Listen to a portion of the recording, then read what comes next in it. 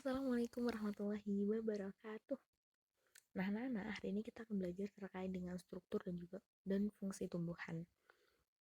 Sebelum kita bahas lebih dalam terkait dengan struktur dan fungsi tumbuhan, Mutiva ingatkan lagi bahwa tujuan pembelajaran kita pada pagi hari ini adalah siswa dapat mengidentifikasi, menyebutkan, menjelaskan bagian-bagian tumbuhan yang baik dan benar. Nah, sebenarnya bagian-bagian tumbuhan itu apa saja sih? Ya, jadi bagian-bagian dari tumbuhan adalah akar, kemudian batang, buah dan biji, daun, dan juga bunga. Baik, kita kupas satu persatu. Apa itu akar? Akar ternyata adalah pondasi penopang yang menyokong batang agar tumbuhan dapat berdiri dengan kokoh secara permanen. Jadi semakin kuat akarnya, maka dia memiliki pondasi yang semakin kuat. Seperti itu. Nah, akar itu terdiri dari beberapa jenis yang mungkin kita tahu bahwa akar itu ada akar serabut dan juga akar tunggang, tapi di sisi lain akar itu juga meliputi akar napas yang fungsinya itu untuk mendapatkan karbon dioksida, kemudian akar gantung yang fungsinya untuk bernafas, kemudian akar tunjang, begitupun juga akar pelekat seperti itu. Nah, sebenarnya struktur akar itu terdiri dari pertama adalah pangkal akar atau disebut dengan leher. Nah, kemudian dari situ ke batang. Jadi batang itu adalah ini yang menjadi pokok dari akar. Kemudian juga ada cabang akar. Seperti ini cabang akar. Kemudian setelah adanya cabang akar, dia memiliki serabut akar. Serabut akar. Nah, ada rambut-rambut kecil yang itu melekat pada cabang akar ataupun pada batang akar. Namanya adalah bulu atau rambut. Kemudian paling ujung dalam akar disebut dengan tudung akar. Seperti itu. Oke. Kita lanjutkan. Nah, ini adalah fungsi-fungsi dari rambut akar. Nanti anak-anak bisa membaca lebih lanjutnya di PPT yang Mutiva bagikan ya. Rambut akar itu fungsinya untuk apa? Kemudian ujung akar dan juga batang akar. Seperti itu. Nah, secara umum fungsi akar itu adalah untuk menyokong dan juga memperkokoh berdirinya tanaman di tempat hidupnya, untuk menyerap air-air yang ada dalam tanah, kemudian menyerap nutrisi atau mineral yang ada dalam tanah. Nah, dari akar kemudian disalurkan ke batang seperti itu. Ternyata selain itu, akar juga punya modifikasi. Selain fungsinya itu untuk menyerap air, kemudian menyerap nutrisi dalam tanah, ternyata terdapat modifikasi akar. Salah satunya adalah wortel. Wortel itu modifikasi akar yang berfungsi sebagai penyimpan bahan makanan atau cadangan makanan. Seperti itu ya. Jadi bukan hanya wortel saja, tapi juga ada beberapa umbi yang fungsinya itu untuk menggantikan atau memodifikasi akar. Nah, bagian tumbuhan yang berikutnya adalah batang. Batang ini adalah bagian yang menjadi tumpuan organ lainnya, misalnya akar ataupun dan juga daun. Nah, batang pun juga memiliki strukturnya ini seperti pada gambar. Jadi ada perbedaan antara batang dikotil dan juga monokotil. Kalau dikotil dia itu memiliki jaringan pembuluh atau xilem dan phloemnya itu sangat beratur, sedangkan pada monokotil dia tidak beratur, sehingga dia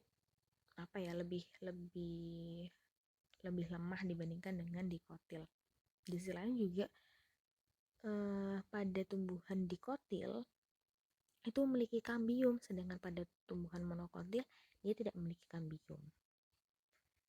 Kemudian fungsi secara umum dari batang adalah untuk mengangkut air yang tadinya diserap oleh akar, kemudian diedarkan, diangkut oleh jaringan pada batang, kemudian disalurkan kepada seluruh bagian tumbuhan. Seperti itu. Di selain juga ternyata ada modifikasi batang, tidak hanya akar saja, tapi juga ada modifikasi batang. Salah satunya adalah rizoma. Rizoma itu adalah tanaman-tanaman rimpang seperti jahe. Jadi jahe itu bukan akar, tapi dia adalah batang yang berada di dalam tanah. Kemudian juga ada kentang. Kentang ini adalah umbi batang ya. karena dia bisa tumbuh tunas seperti itu. Nah, ternyata nih bawang merah juga termasuk dari modifikasi batang. Itulah akarnya yang mana, Bu? Akar dari bawang merah itu adalah ini yang kecil, itu namanya akar. Baru dia batangnya meliputi ruas-ruas, Bu, seperti daun ya. Nah, selanjutnya bagian tumbuhan yang berikutnya adalah daun. Daun ini juga salah satu hal yang paling penting dalam tumbuhan, yang mana dia letaknya melekat dengan batang, biasanya tipis, lebar, dan kaya dengan klorofil atau pemberi zat warna hijau. Nah, struktur daun ini juga memiliki struktur, bukan hanya lembaran daun saja, tapi juga memiliki struktur. Di antaranya adalah pelepah. Pelepah ini fungsinya untuk mendudukkan daun pada batang agar tangkai daun itu tidak mudah patah. Kemudian juga ada tangkai daun yang berfungsi untuk menghubungkan antara pelepah atau batang ke helai daun. Nah, yang ini berarti yang besar ini adalah helai daun. Seperti itu. Nah, pada helai daun itu melekat juga tulang-tulang daun, yang mana tulang-tulang daun itu fungsinya untuk merupakan bagian yang menempel pada helai daun, yang itu untuk menguatkan atau memberikan bentuk pada daun. Nah, helai daun ini merupakan bagian yang paling penting pada bagian daun inilah tempat fotosintesis itu berlangsung. Nah, bagaimana dengan fungsi umum dari daun? Fungsi secara umum dari daun adalah sebagai tempat fotosintesis dan juga tempat terjadinya transpirasi atau penguapan. Seperti itu. Nah, karena daun itu sebagai tempat terjadi fotosintesis, bagaimana sih, Bu, proses fotosintesis itu? Jadi, proses fotosintesis itu harus ada cahaya dengan bantuan cahaya matahari. Jadi, kalau ada daun, di dalam daun itu terdapat dia mengambil atau menyerap karbon dioksida, kemudian dengan bantuan air dan juga matahari dia menghasilkan oksigen dan juga glukosa atau karbohidrat. Nah, bagian berikutnya adalah bunga anak-anak. Nah, bunga ini merupakan alat reproduksi pada tumbuhan berbunga. Seperti dia adalah alat reproduksi. Nah, ternyata juga ada beberapa jenis dari bunga. Salah satunya adalah bunga tidak sempurna, kemudian bunga sempurna, bunga tidak lengkap, dan juga bunga lengkap. Bunga tidak lengkap itu yang bagaimana, Bu? Ternyata bunga yang tidak lengkap itu jika dia hanya memiliki salah satu dari bagian bunga, yang misalnya terdiri dari kelopak bunga, mahkota, kemudian putih dan juga benang sari. Itu adalah bunga tidak lengkap. Kemudian bunga lengkap contohnya adalah mawar. Nah, mawar ini dia termasuk dari golongan bunga yang lengkap karena dia memiliki kelopak bunga, memiliki mahkota bunga, memiliki putik dan juga memiliki benang sari. Nah, kemudian juga ada jenis yaitu bunga sempurna. Bunga sempurna ini adalah contohnya bunga sepatu. Nah, bunga sepatu ini dia termasuk dari bunga yang sempurna karena memang dia memiliki dua alat perkembangbiakan sekaligus. Apa alat perkembangbiakan pada bunga? Yaitu benang sari dan juga putik. Itu terbangun dari satu bagian bunga. Itu adalah yang disebut dengan bunga sempurna. Nah, bunga yang tidak sempurna itu contohnya pada pepaya. Pada pepaya karena dia hanya memiliki salah satu dari jenis kelamin alat reproduksi pada bunga. Bisa hanya putih atau bisa hanya benang sari, seperti itu. Nah, dari tadi Bu Iva ngomongin benang sari, kepala putik dan lain sebagainya. Sebenarnya struktur bunga itu bagaimana, Bu? Jadi memang struktur bunga itu seperti ini ya. Ini adalah gambaran umumnya. Gambaran umum dari bunga. Nah, ini adalah gambaran umum dari bunga. Jadi ini adalah stigma. stigma itu adalah kepala putik. Jadi ini di sini ada keterangannya ya. Stigma itu adalah kepala putik. Kita bahas dari yang atas ya, biar yang tadi Bu Tifa sering ucapkan. Kemudian putik itu tempatnya lebih tinggi dibandingkan dengan benang sari. Nah, benang sari itu yang mana? Benang sari itu yang stamen ini. Ada benang, ada kepalanya, ada tangkainya. Kemudian pun juga dengan rangkaian dari stigma atau kepala putik ini.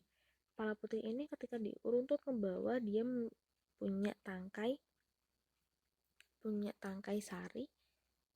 Kemudian dia juga punya diturun ke bawah ini ada ovul. Ovul ini adalah bakal biji. Di luar atau yang melapisi dari ovul itu adalah bakal buah yang disebut dengan ovarium. Seperti itu.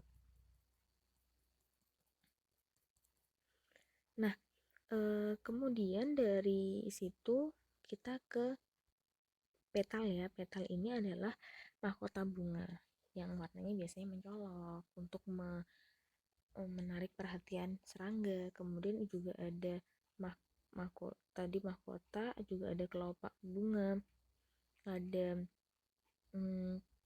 tangkai bunga, seperti itu. Sampai sini bisa dipahami ya. Nanti kalau belum paham silahkan ditanyakan di saat diskusi. Nah, fungsi secara umum dari bunga adalah dia menarik penyerbukan pada tumbuhan untuk membantu pembuahan. Jadi ketika dia termasuk dari tumbuhan berbunga, maka dia akan menghasilkan dari buah. Nah, buah dan biji. Buah itu adalah organ pada tumbuhan berbunga yang merupakan perkembangan lanjutan dari bakal buah atau ovarium. Nah, biji ini adalah perkembangbiakan. Jadi dalamnya buah biasanya ada biji, yang mana biji itu juga menjadi alat perkembangan utama pada buah, seperti itu. Nah, ini ya. Jadi ini adalah struktur dari buah. Struktur dari bakal buah. Jadi dia itu ada di dalam rangkaian bunga. Ini monokotil ya. Monokotil itu dia berkeping 2, sedangkan dikotil itu berkeping 1, seperti itu. Jadi strukturnya adalah daging buah, kemudian biji-biji, seperti itu. Oke, fungsi dari keduanya apa? Jadi fungsi dari buah, dia itu melindungi dan juga membantu proses penyebaran biji, dan juga dia biasanya tempat menyimpan cadangan makanan. Kemudian fungsi dari biji sendiri adalah mengandung bakal tumbuhan baru, sehingga ketika biji itu keluar dari buahnya, dia bisa dipertahankan dengan dilestarikan menjadi tanaman, seperti itu. Nah, kurang lebih seperti ini anak-anak penjelasan dari Bu Tifa. Nanti kita lanjutkan di forum diskusi di grup WA ya. Terima kasih.